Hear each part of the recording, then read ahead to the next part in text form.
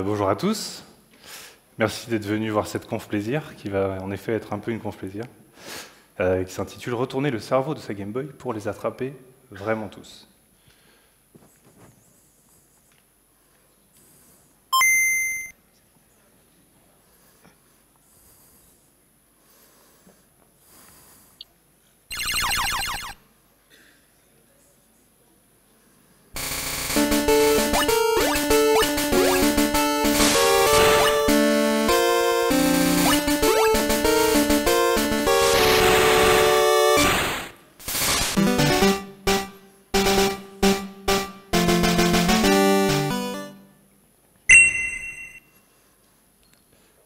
Alors, sachez que j'ai fait ma conf avec une Joy-Con comme Zapet. J'ai pas trop testé, j'ai trouvé un plugin pour Reveal, qui était pour une manette de Xbox à la base que j'ai un peu tweaké. J'ai pas trop testé, donc j'espère que ça marche bien.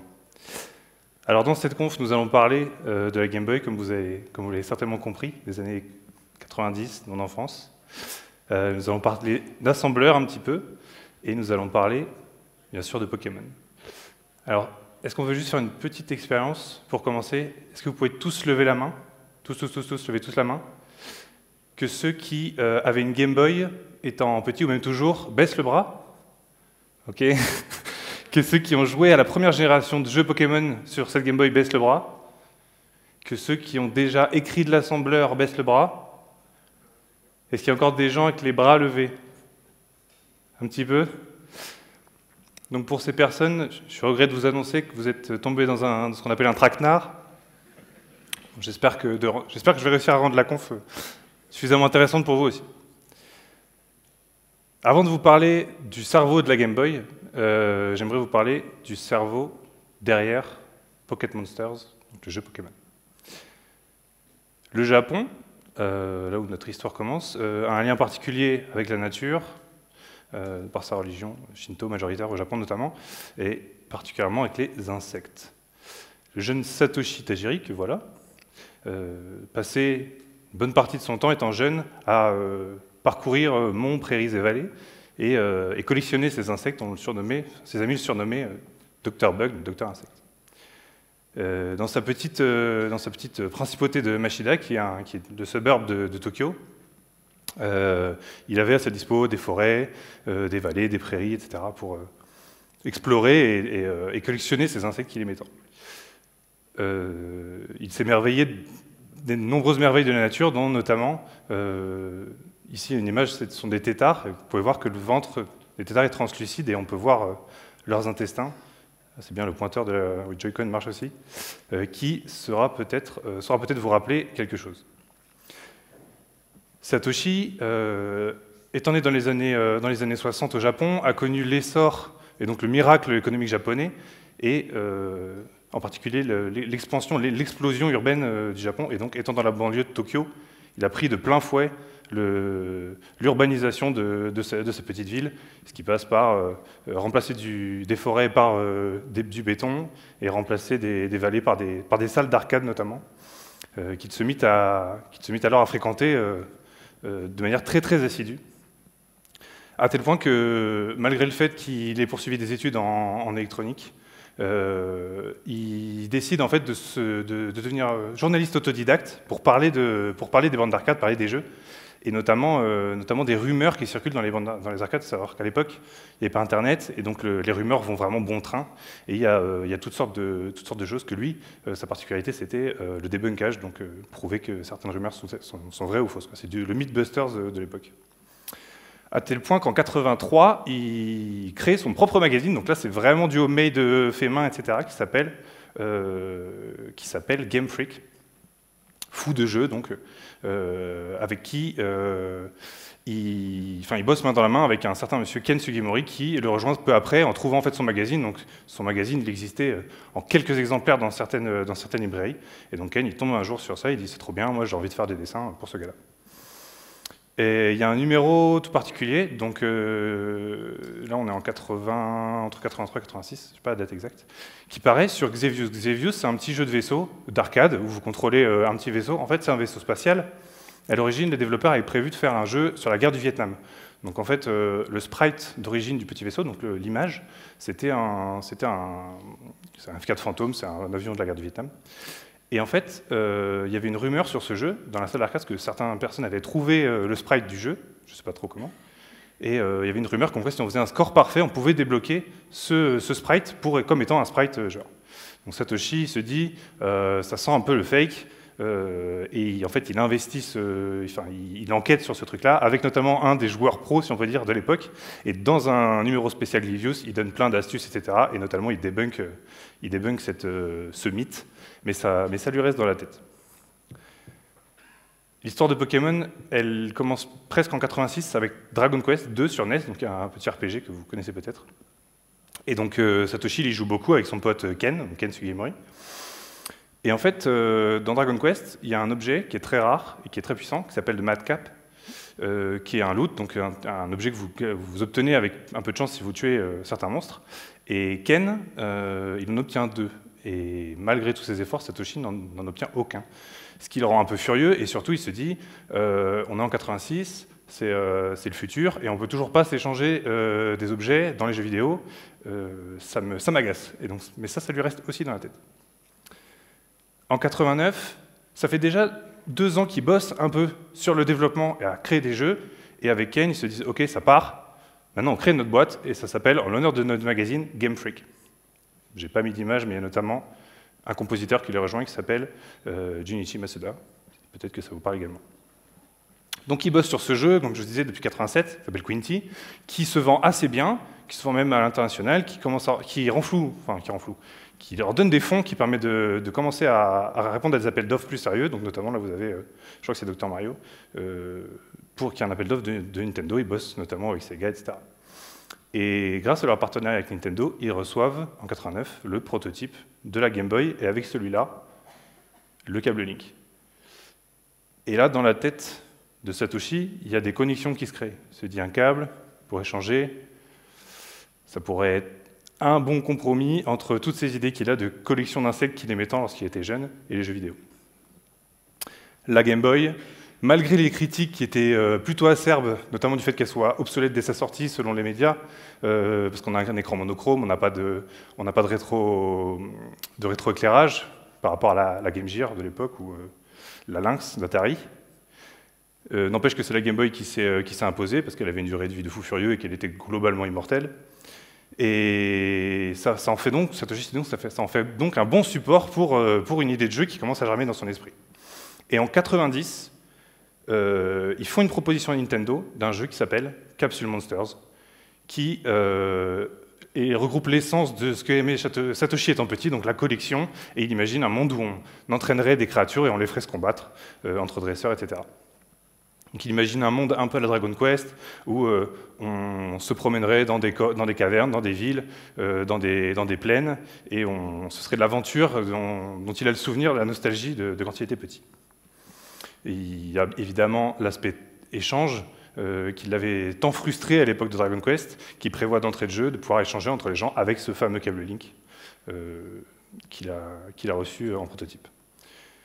Donc là, ça c'est rigolo, c'est le document de proto, où vous avez le proto de système de capture à droite. Sauf qu'en fait, Capsule Monsters, c'est pas possible, parce qu'il y a un truc qui est hyper populaire au Japon à cette époque, c'est Ultraman. Et Ultraman, dans je sais pas quel épisode, ils ont des capsules en fait qui font apparaître des monstres. Donc ils capturent des monstres et ils les font sortir avec des capsules. Donc Nintendo, ils font ça, c'est pas possible, il faut trouver autre chose. Et donc, ils arrivent au nom que tout le monde, au Japon en tout cas, connaît maintenant, ce qui est Pocket Monsters. Sachez que le projet, il n'aurait pas eu lieu s'il n'avait pas été appuyé par le légendaire Shigeru Miyamoto, donc qui est co-créateur de Super Mario, pour ne citer que ça, mais Zelda, Kirby, etc. Donc le projet, il est validé, l'équipe, elle grossit un petit peu. Donc là, vous avez Satoshi au fond. Il faut savoir que Pokémon, aujourd'hui, n'aurait pas l'impact planétaire et dans la pop culture qu'il a aujourd'hui sans cette femme, Atsuko Nishida, qui est la créatrice de Pikachu, mais notamment de beaucoup de Pokémon dits mignons, parce qu'à l'époque, en fait, les mecs, c'était un peu des bourrins, ils faisaient juste des gros monstres. Et en fait, ils se sont dit, nous, on est au Japon, d'accord, donc il nous faut des Pokémon kawaii. Et donc, cette femme-là est arrivée, elle a sorti notamment Bulbizarre, Salamèche et Carapuce. Donc, merci à toi.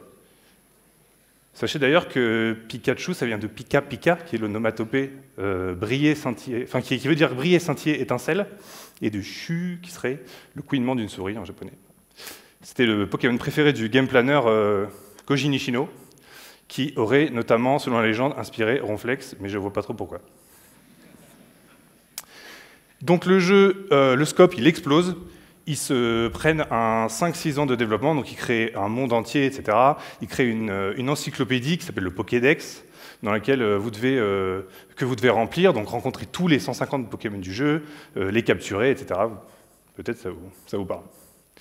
Un jour, alors que le développement est en passe de finir, la Spark Station sur laquelle sont stockées les sources crash, et ils ont donc en fait plus du tout accès aux sources. Donc là, côté Game Freak, c'est plutôt la sueur. Tout le monde se met à bosser parce qu'ils ne connaissaient pas particulièrement la façon dont ça fonctionne à l'intérieur. Donc, ils ouvrent le capot, ça lit des magazines, enfin ça lit des manuels Unix, etc. Il y a des employés qui partent, c'est la gigasauce. Mais il y a même un manga d'ailleurs qui est sorti sur la vie de Satoshi et c'est trop drôle. Donc là vous voyez la machine, The workstation just crashed. C'est très drôle. Et finalement, contre toute attente, le 27 février 1996, donc c'est Red et Green, donc c'est pas la Blue encore qu'on connaît nous, mais sort au Japon. Donc la campagne de market se passe bien, ils font des assez bonnes ventes au début. Le problème c'est que là on est en 96, on commence à avoir un bon backlog de jeux PS1 déjà qui est sorti, et vous avez surtout la sortie de Super Mario 64, qui est un banger absolu pour l'époque. Et donc les gens prennent leur console monochrome en 2D, qui date de la Game Boy, elle est sortie en 89 si je dis pas de bêtises, pour mettre de côté ce nouveau jeu 3D incroyable, c'est pas trop possible. Donc là, pour Game Freak, c'est très compliqué. Mais contre toute attente, par effet de bouche à oreille, une rumeur se répand, comme quoi un Pokémon légendaire et mystérieux serait capturable, trouvable dans le jeu, mais qui n'existe pas en fait dans le Pokédex, et que personne ne trouve dans les hautes herbes, personne n'arrive à mettre la main dessus. Ces rumeurs, elles viennent notamment des informations qu'on peut trouver dans le jeu. Donc là, c'est le laboratoire de Cramoisil, si ça vous parle, d'un Pokémon qui s'appellerait Mew, duquel on aurait créé Mewtwo, un Pokémon très connu, qui serait en fait un clone de Mew avec des cellules humaines. Bref. Et en fait, ce Pokémon, il existe vraiment dans la cartouche, parce qu'il a été rajouté par un développeur, donc Shigeki Morimoto, qui, vraiment à la toute fin du développement, alors qu'il était en train de retirer les outils de debugging, il se rend compte qu'il lui reste un petit peu de place sur la cartouche, donc là on est vraiment au taquet, hein. Il lui reste quelques octets, et il décide donc d'ajouter un sprite, donc une image, des stats, une petite histoire, un cri, etc. Il faut savoir que, donc ça c'est le premier sprite de Mew, l'explication rationnelle de pourquoi il est moche, c'est parce que Shigeki était un développeur back-end.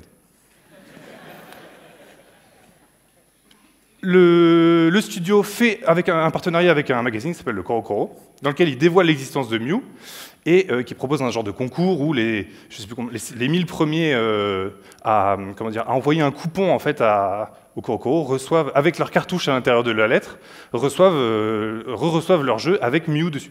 Donc ça fait complètement exploser les ventes du jeu. Le jeu il s'exporte à l'international, ça devient le banger que tout le monde connaît, aux États-Unis et en Europe.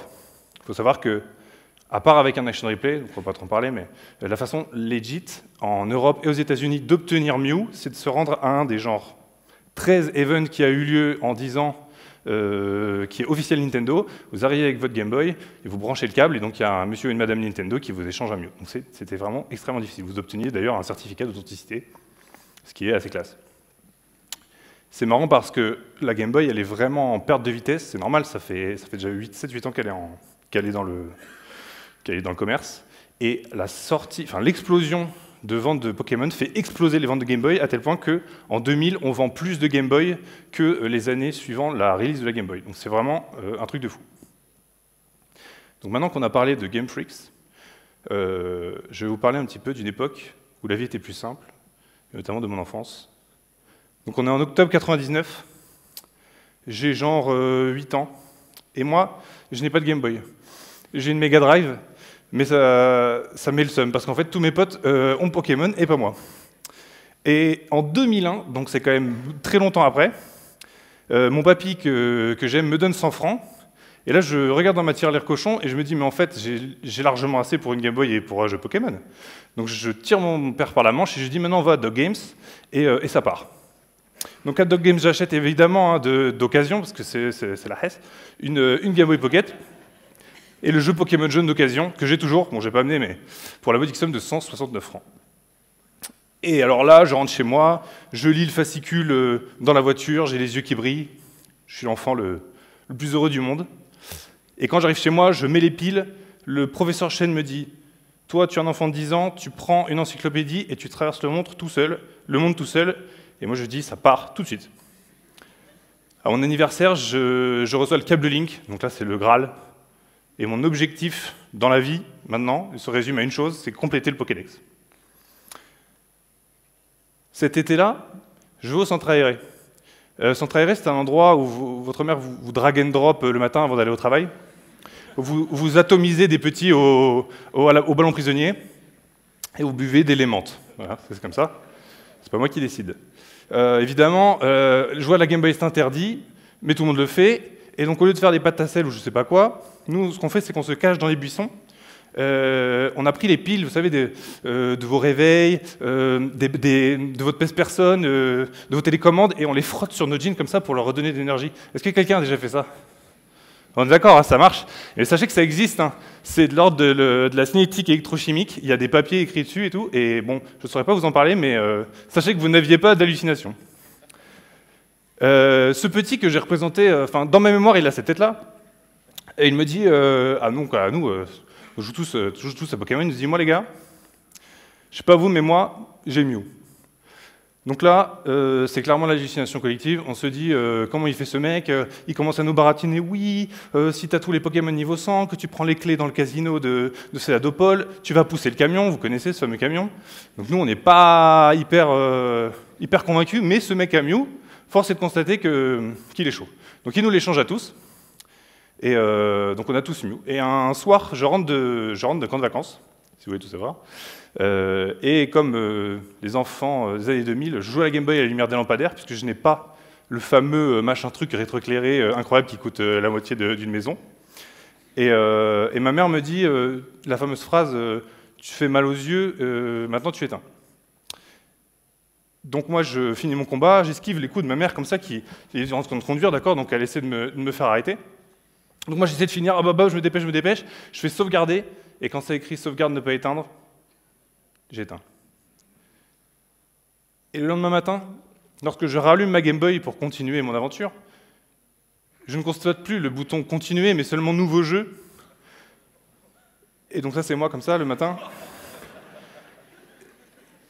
Et quel ne fut pas mon désarroi lorsque, me rappelant que j'avais mon Mew sur mon Pokédex, j'ai absolument tout perdu. Dédicace à ma mère, je t'aime maman. C'est pourquoi aujourd'hui, nous allons venger cette injustice, après cette introduction de 500 ans, et je vais vous montrer comment nous pouvons capturer Mew, et plus encore avec la manière. Donc retourner le cerveau de sa Game Boy, qu'est-ce que ça veut dire? Ça veut dire qu'on va glitcher. Glitcher, qu'est-ce que ça veut dire? Grosso modo, ça veut dire qu'il se passe des trucs bizarres, qui n'étaient pas prévus, mais des fois ça se passe bien, et ça peut surtout être en notre faveur.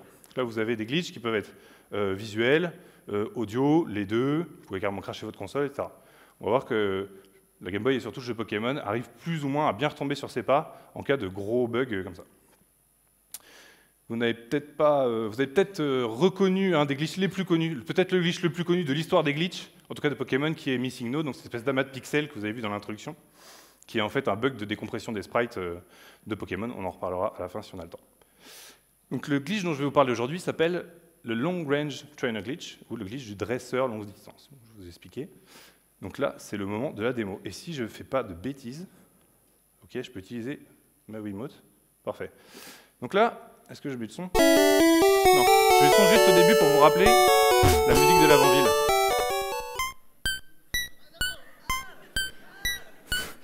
Bon, on arrête, sinon c'est un suicide collectif. Donc, l'avant-ville, la ville du cimetière des Pokémon, etc. Ici, je m'aventure sur la route 8. Donc dans Pokémon, c'est un peu un open world, donc vous vous promenez. Il y a des gens là qui ont l'air de rien faire de leur journée, grosso modo. Ce qu'ils font, c'est qu'ils attendent pour vous battre, pour se combattre, vous enclencher un combat avec vous, un enfant de 10 ans qui se promène dans la rue, tout simplement. Donc ce sont des dresseurs. Les dresseurs, ils sont comme vous, ils ont une équipe de Pokémon, et ils veulent en découdre et savoir qui est le meilleur. Spoiler, en général, c'est vous. Donc là, ce qui nous intéresse, c'est ce monsieur ici, que je vais contourner comme ça. Tac, je vais me mettre là pour être sûr de ne pas troller. Et donc ce que je vais faire, c'est que je vais m'avancer, il va me voir, donc il va vouloir engager un combat, sauf qu'en même temps, je vais appuyer sur Start. OK? Donc là, je suis dans mon menu, donc il ne peut rien se passer. Je sélectionne un Pokémon, donc j'ai mon fidèle Jean-Vol, qui est mon Piafabec, avec lequel je décide d'aller à Azuria. Et donc là, on voit que ce monsieur, il m'a vu, donc vous avez vu le petit point d'exclamation sur la tête. Cependant, vu que je me suis envolé, il a rien eu le temps de faire.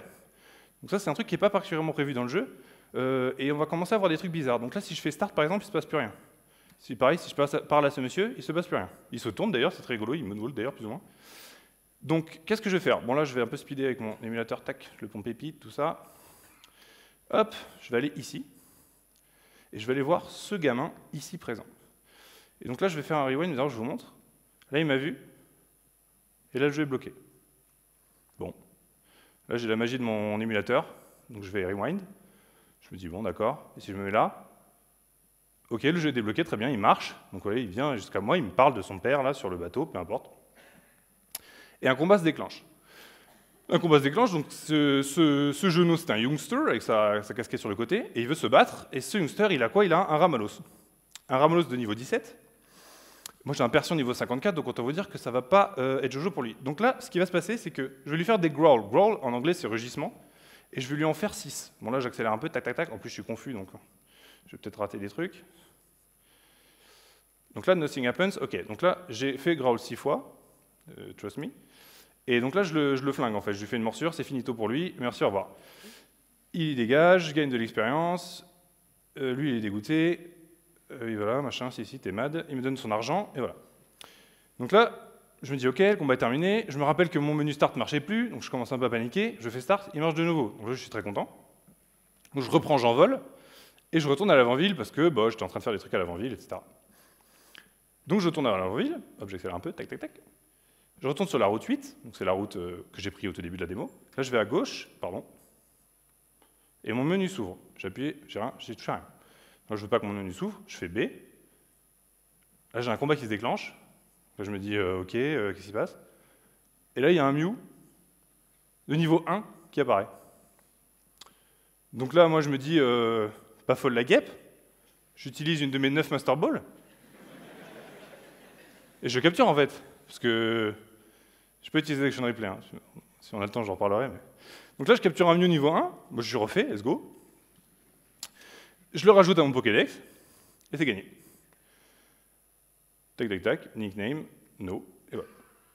Et tout rentre dans l'ordre. J'ai mon menu start, j'ai mon Mew, il y a tout qui est bien. Normalement, quelqu'un de normalement constitué sauvegarde et hurle. Donc, on va enfin entrer dans la partie technique du talk, ne vous inquiétez pas. Donc, qu'est-ce qui s'est passé?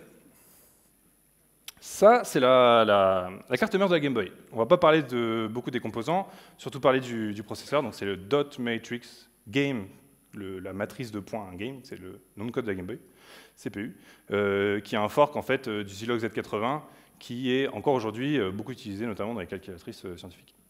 C'est un processeur 8 bits avec un espace d'adressage 16 bits. En d'autres termes, vous avez 535 valeurs qui peuvent contenir un nombre entre 0 et 255, soit 64 kilobits de mémoire. On ne va pas trop rentrer dans les détails de comment ça fonctionne le processeur de la Game Boy. Il faut savoir juste qu'on passe, parce que vous allez voir des extraits de code et peut-être que ça peut vous aider, les opérations arithmétiques, elles se font avec le registre A. Voilà. Là, ce que vous avez en face de vous, c'est le registre.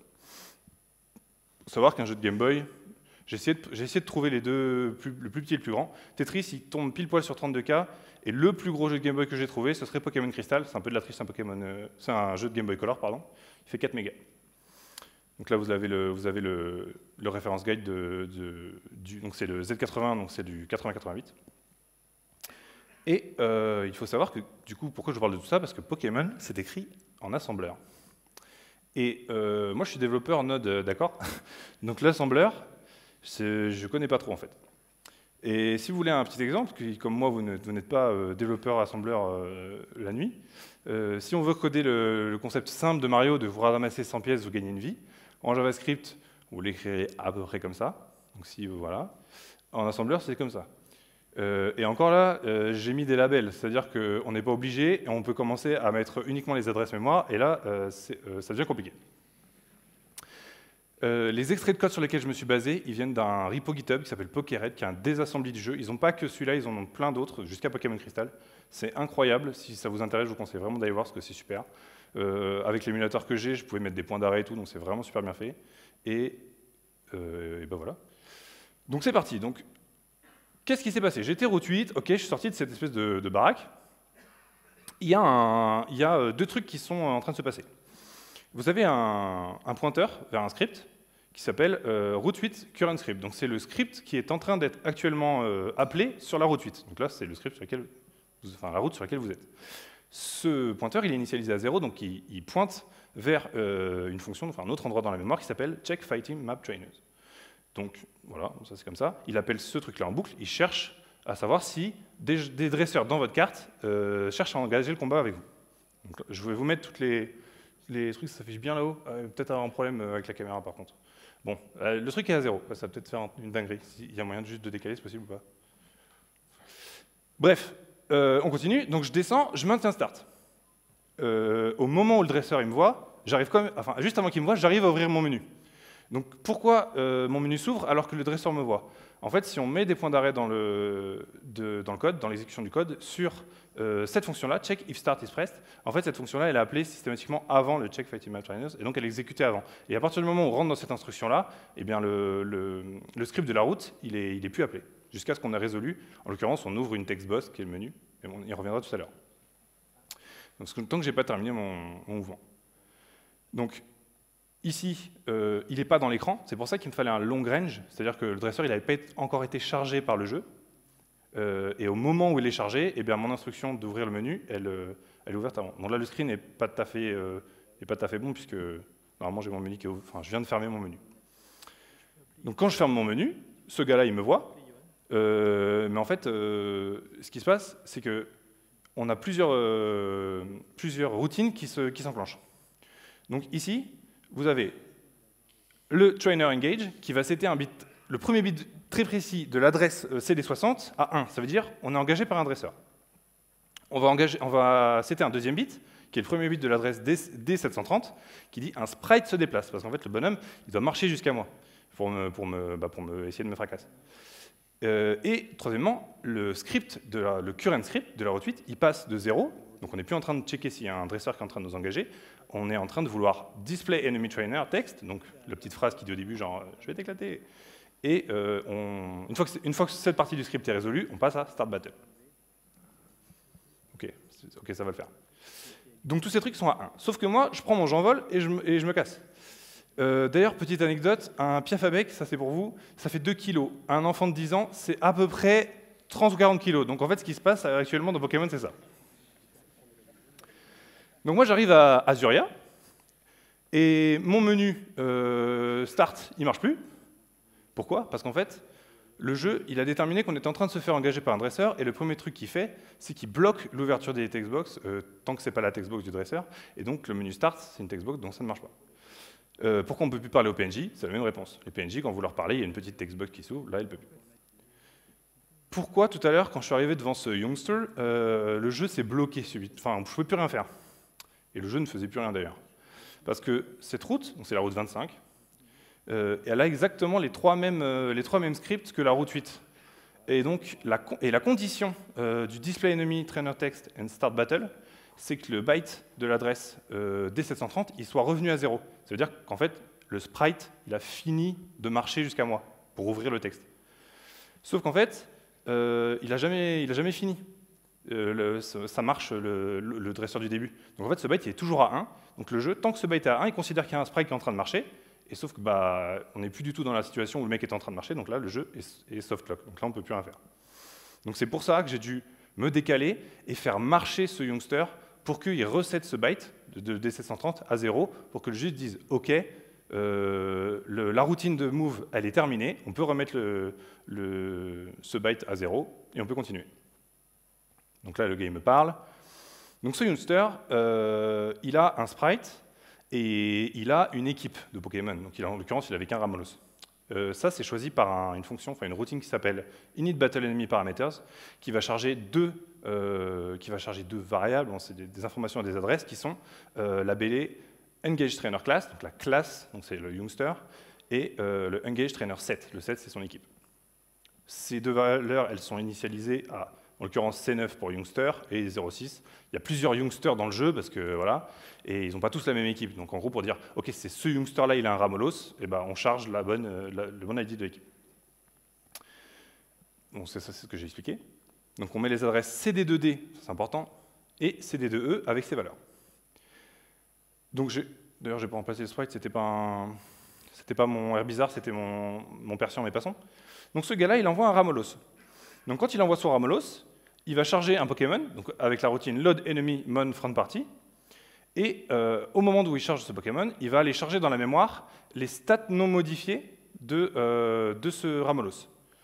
Donc ce Ramolos en question, il a les stats que voici. Donc il est niveau 17, nanana, nanana, parce qu'il a la stat qui va nous intéresser, c'est le spécial, c'est ce qui régit les dégâts des attaques spéciales et la défense notamment. Et dans la mémoire, elles sont stockées sous cette forme, donc, et à cette adresse surtout. Donc là, vous notez CD2C et CD2D, pardon. Donc là, le deuxième byte de l'adresse de la stat spéciale, elle est stockée sur CD2D. CD2D, elle a déjà été utilisée, mais comme on est dans un combat, on n'est pas en train de vouloir charger une classe de dresseur. Donc cette information-là, elle a déjà été utilisée. Les développeurs ils considèrent qu'on peut réécrire quelque chose à cet endroit dans la mémoire, pardon, puisque on n'en a plus besoin pendant les combats. Donc l'adresse, elle est partagée entre ces deux fonctionnalités. Donc on écrase ce qu'il y a dans CD2D par la stat spéciale. Donc en l'occurrence, c'est 15, enfin en hexa, donc c'est 21.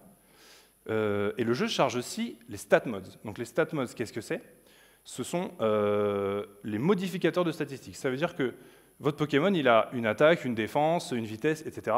Et si vous subissez des altérations d'état, qui vous font par exemple baisser votre attaque ou monter votre attaque, baisser votre défense, etc., le jeu a besoin de stocker cette information-là. Il le stocke sur les adresses qui sont comprises entre CD2E et CD33. Il commence tout à 7. Donc c'est le score de base. Si vous montez, vous faites des trucs qui vous augmentent votre attaque, vous montez 7, 8, 9 jusqu'à 13. Et si par contre vous prenez des trucs qui vous réduisent votre attaque, par exemple vos rugissements que j'ai utilisés, vous descendez 6, 5, 4 jusqu'à 1. Un exemple, ici vous avez un magnifique Chrysacier, n'est-ce pas, qui a une défense mode de base de 7. Il lance armure, son défense mode passe à 8, et une belle armure.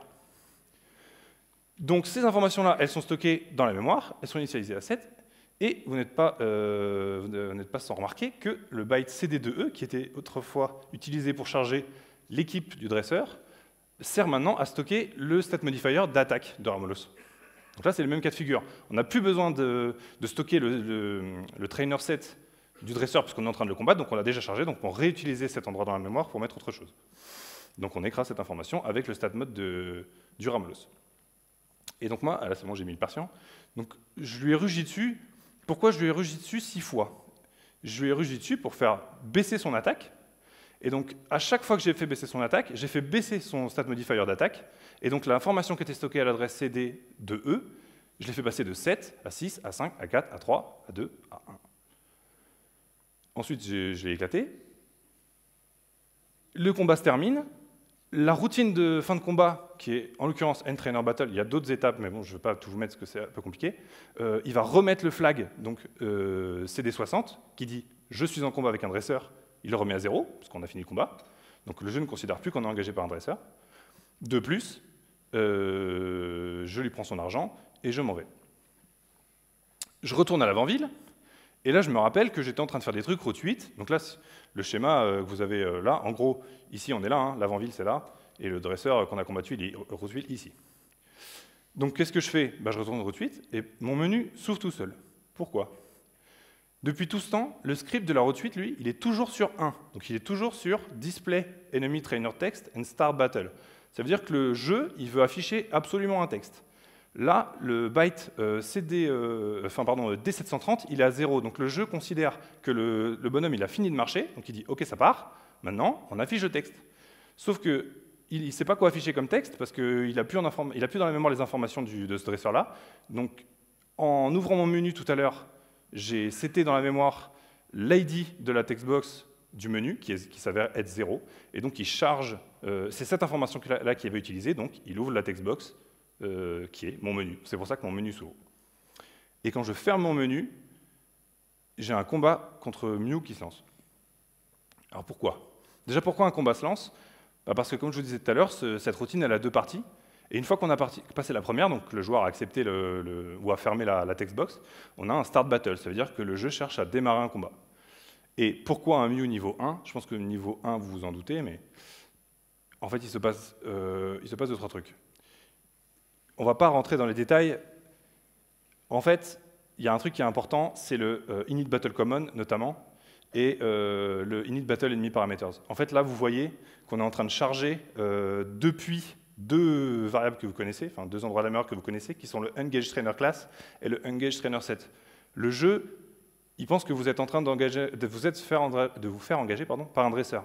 Donc, qu'est-ce qu'il fait? Il va chercher dans la mémoire les informations de la classe du dresseur et de son set. Sauf que ces informations-là, eh ben, elles ont été écrasées par votre précédent combat contre ce fameux Ramolos. Donc dans current opponent set engage_trainer class, et dans engage_trainer set, il charge CD2E, qui devient, en fait, si vous voyez ici, le jump noTrainer.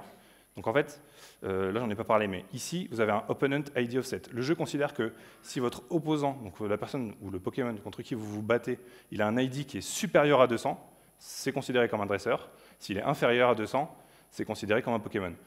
Bon, il y a 151 Pokémon. Comprenez bien qu'entre 0 et 200, il y a des trous, ce qui explique notamment Missing No, mais on en reparlera tout à l'heure. Donc là, on a un ID qui est inférieur à 200, donc il dit, bah, en fait, c'est pas un trainer. Donc, ce qui se trouve dans engage_trainer set, c'est le niveau du Pokémon. Donc, les informations qui se mettent à jour. Il se trouve que l'ID interne de Mew, c'est 15, et le current enemy level, c'est 1. Donc moi, je capture un Mew. Mon jeu, tout rentre dans l'ordre, puisque mon script de fin de combat, il est appelé. On dit, ok, vas-y, fais-moi le nettoyage. Donc le current script, il passe à 2. Il y a des routines qui virent des variables, etc. On revient à 0. Et là, c'est comme si c'était rien passé. Et bim, Mew, c'est dans le Pokédex, et mon enfant s'est sauvé. Non, attends, c'est celui-là. Mon enfant s'est sauvé. Alors, c'est très drôle parce que... Oula, j'en me fous partout. C'est grave. Si vous allez sur les web archives de GameFAQ, c'est très drôle. Parce qu'il y a un gars en fait, qui a trouvé ce truc-là en 2003. Et qui dit, les gars, si vous allez à l'avant-ville, vous allez voir ce mec, en fait, après, vous vous envolez, vous allez à... Donc les gens, ils ont dit, non. Il y a ce commentaire qui est très drôle, c'est... Ça doit s'arrêter maintenant. Je le répète, c'est impossible d'avoir Mew sans le Nintendo Promotional Event dont je vous parlais tout à l'heure, ou un Game Shark.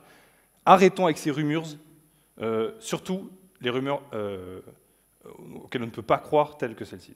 RPG Brandon, ça c'est pour toi. Sachez aussi que, donc si vous avez bien compris, le dernier Pokémon que vous avez rencontré qui va venir écraser l'adresse qui est à CD2E, enfin CD2D, pardon, ça détermine finalement le Pokémon qui va apparaître lorsque vous retournerez sur la route 8. Donc il y a des gens qui se sont amusés à faire une carte et qui déterminent, en fonction du dernier Pokémon du dresseur que vous combattez, le Pokémon que vous aurez avec ce glitch. Et pourquoi je me suis donné du mal à baisser le niveau de Mew avec des rugissements? Vous vous demandez peut-être. Parce que je vais vous montrer un autre glitch qui s'appelle l'XP Underflow glitch, ou le glitch de sous-passement, ça c'est un néologisme de l'expérience. Donc je vais refaire une petite démo. Hop.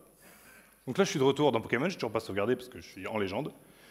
Et là je décide d'aller entraîner mon Mew qui est vraiment pas très très fort. Donc je me dis, quel est l'endroit le mieux pour l'entraîner? Je vais aller à Bourg-Palette. Le Bourg-Palette, le berceau de la civilisation.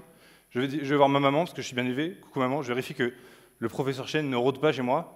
Parce que j'ai quand même laissé toute seule à la merci de cet homme peu scrupuleux. Bref.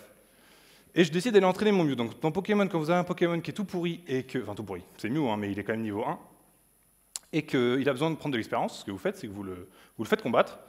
Et c'est pas lui qui se bat, en fait, lui il participe juste un peu, enfin il fait du présentéisme, clairement, et vous envoyez un autre Pokémon plus fort pour venir à sa rescousse, et lui il gagnera quand même un petit peu d'expérience. Donc là c'est ce que je vais faire. Donc là on rencontre un Roucoule de niveau 3, qui n'aurait pas dû venir, parce qu'en fait, je vais lui envoyer un Spectrum niveau 81. Donc là, mon Mew, je le rattrape parce qu'il est en danger, il est que niveau 1, d'accord? Donc là, ça me touche même pas, c'est terrible pour lui. Et donc là, je vais flinguer ce Roucool. Au revoir. Mon Mew gagne 11 points d'expérience, et mon Mew monte niveau 100. Et ben voilà, c'était plus rapide que prévu, tiens. Donc là, on a gagné du temps, c'est parfait. Alors, qu'est-ce que c'est que cette histoire? Il faut savoir que le calcul de l'expérience dans Pokémon, c'est une répartition par groupe. Ça, vous pouvez le retrouver dans le code source, notamment... j'ai mis un lien, mais bon, bref. Donc vous avez le groupe Slow, dont lequel fait partie Ronflex. C'est-à-dire que Pokémon, ils mettent longtemps à monter d'expérience. Enfin, monter de niveau, c'est plus long pour eux. Medium Slow, duquel Mew fait partie. Medium Fast, duquel Ramolos fait partie. Et Fast, duquel Rondoudou fait partie. Par exemple. Ça, c'est retrouvable notamment sur Bulbapedia. Dans le code source, c'est matérialisé de la sorte. En fait, c'est juste une équation simple. Donc si on prend le cas du Medium Slow Group, un Pokémon du Medium Slow Group avec un niveau N, l'équation elle est telle quelle. Donc c'est simple, c'est juste la première colonne là, donc c'est 6 divisé par la deuxième colonne, facteur de N au cube, N étant le niveau, moins le troisième, donc c'est moins 15, facteur de N au carré, plus la quatrième colonne par N, moins la cinquième colonne. Ok? Donc pour normalement le plus petit niveau possible dans le jeu, qui est le niveau 2, vous ne pouvez pas rencontrer de manière normale, naturelle, un Pokémon qui est de niveau moins que 2. C'est pas possible. Donc si on résout l'équation, elle est comme suit. Qu'est-ce que ça veut dire? Ça veut dire que votre Pokémon, pour passer du niveau 2 au niveau 3, il va lui falloir à peu près 10 XP pour un Pokémon du groupe Medium Slow. Sauf que nous, notre Mew, il est niveau 1. Donc c'est un cas particulier qui n'est pas du tout prévu et qui est impossible à obtenir normalement. Donc si on résout l'équation, on obtient un nombre négatif. Et là, c'est là que les choses se corsent pour la Game Boy, puisque nous faisons face à ce qu'on appelle un underflow. Donc, un underflow, qu'est-ce que c'est? C'est comme un overflow, mais dans l'autre sens. Bon, ce slide est vraiment très très utile. Un des overflows les plus connus, c'est notamment le vol de l'Ariane 5, peut-être les traumatismes encore aujourd'hui, donc un overflow qui avait été donc, produit par la multiplication de deux entiers très grands, dont l'ordinateur de guidage avait essayé de stocker cette information dans un endroit de la mémoire qui n'était pas du tout prévu à cet effet, qui était trop petit, ce qui a fait braquer le cul de la fusée, qui allait partir en dig-dig, et c'était finito. Donc l'information qui nous intéresse, nous, c'est que l'expérience est stockée sur 24 bits. La représentation de la valeur max d'un entier non signé de 24 bits, c'est 16 777 215. Sauf que nous, on essaie de stocker un nombre négatif là-dedans. Donc stocker un nombre négatif, ça vient à stocker 16 millions moins cette valeur-là. Donc stocker, donc là j'ai mis 20 parce que voilà, mais je ne peux pas prédire quel Pokémon on va rencontrer, mais en l'occurrence c'est un Roucool, on a gagné 11 d'XP. Donc admettons on a gagné 20. Donc 20 moins 54, ça fait moins 34. Donc en fait, ce que le jeu stocke dans la cartouche, enfin dans la sauvegarde, c'est pas moins 34, c'est 16 millions moins 34, c'est-à-dire vraiment, vraiment beaucoup d'XP. C'est pour ça qu'on est au niveau 100. Et les possibilités sont donc infinies, si vous avez bien suivi, puisqu'en fait, vous pouvez redescendre le niveau de tous les Pokémon que vous rencontrez niveau 1, pour les Pokémon du slow group. Et malheureusement, ce glitch, il présente quelques... Alors ça, c'est la version facile du glitch, mais il présente quelques désavantages. Il vous faut un dresseur long range, donc ça c'est obligatoire, pour pouvoir vous envoler avant qu'il vous engage, pour setter les bytes CD60 et C730, pour avoir tout ce qu'il faut. Et on est dépendant du dernier Pokémon combattu, parce qu'on est dépendant de sa stat spéciale. Concernant les deux premiers désavantages, je ne peux pas faire grand-chose. Concernant celui-là, en revanche, il y a peut-être une solution. Cette solution, elle s'appelle le Ditto Trick. Ditto, autrement la filouterie du métamorphe. Ditto, en anglais, ça veut dire idem, et c'est surtout le Pokémon métamorphe. Métamorphe que voici, très sympathique. Fabuleuse capacité de se morpher, il n'a d'ailleurs qu'une attaque, qui s'appelle morphing, de se transformer en Pokémon adverse. Donc en fait, il conserve son niveau, mais il copie l'apparence, le type et les stats.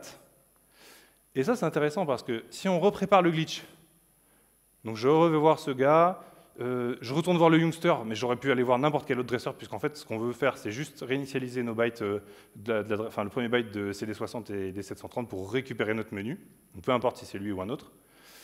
Et admettons que par des manières détournées, j'ai obtenu un spectrum avec une stat de 226, par exemple, qui est bien supérieur à l'Opponent ID maximal des Pokémon qu'on peut rencontrer, qui est de 200, si vous avez suivi, que je vais rencontrer un Wild Ditto à l'est de Parmanie, sachez qu'il y a des métamorphes, voilà. Donc ce gars, il va me stocker dans la mémoire ses stats à lui, ce qui ne m'intéresse pas vraiment. Ce qui m'intéresse, c'est quand il va se transformer en mon spectrum, il va venir écraser ces informations, et notamment l'information CD2E, donc qui est la stat spéciale de mon spectrum, qui va la stocker à l'endroit de la mémoire de sa stat à lui, qui est CD2D, donc l'information qui me permet de charger l'adversaire. Donc ce que je vous disais tout à l'heure, l'opponent ID offset, il est de 200.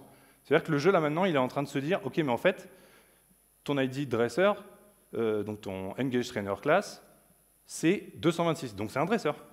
Sauf que, qu'est-ce qu'il y a à l'index 226? Et bien, on va voir tout de suite. Hop, par contre, là, je vais juste faire une petite filouterie. Alors, c'est lequel? Tac, c'est le 2. Donc là, dites-vous que j'ai refait exactement le glitch dont je vous ai parlé, c'est juste qu'on n'a pas trop le temps de tout faire, parce qu'il faut trouver le métamorphe, etc. Donc je suis retourné à l'avant-ville, je vais à gauche, j'ai mon menu qui s'ouvre tout seul, je le ferme, et je me retrouve contre le professeur Chen, qui veut en découdre, qui d'ailleurs est complètement pété, il a une équipe qui est bien meilleure que tous les dresseurs du jeu, qui d'ailleurs fait amusant.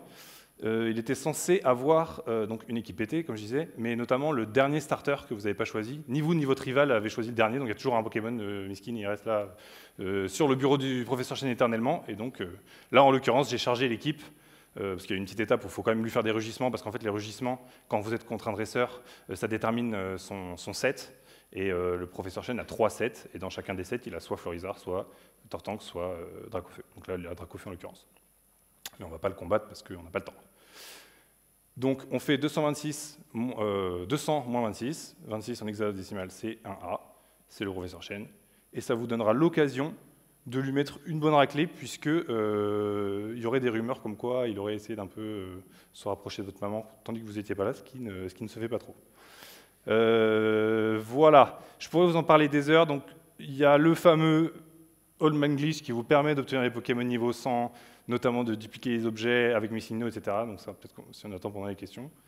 Et un autre glitch qui est hyper connu, c'est le Glitch City. Donc, un glitch qui se déclenche notamment avec le Safari. Vous faites bugger le compteur de pas interne du Safari, et il vous warp, enfin, il vous téléporte dans une zone que vous n'auriez jamais dû... un endroit qui n'existe pas, pardon. Et il y a un petit exemple de ça. Beaucoup exploité pour la catégorie. J'ai interverti de...